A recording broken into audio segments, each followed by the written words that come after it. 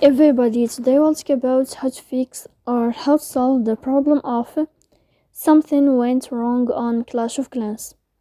To know how to fix or how to solve the problem of something went wrong on Clash of Clans app, you should just go to settings as you see and you can click.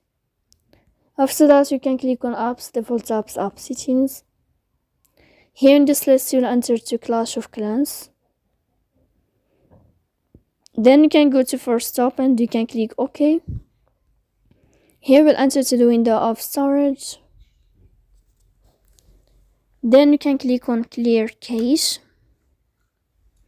After that you can go to don't click clear data because that can cause you errors in your app. And in the end you can turn off your phone. So please don't forget to support us by like and subscribe. See you next time in another video, and thank you for your attention.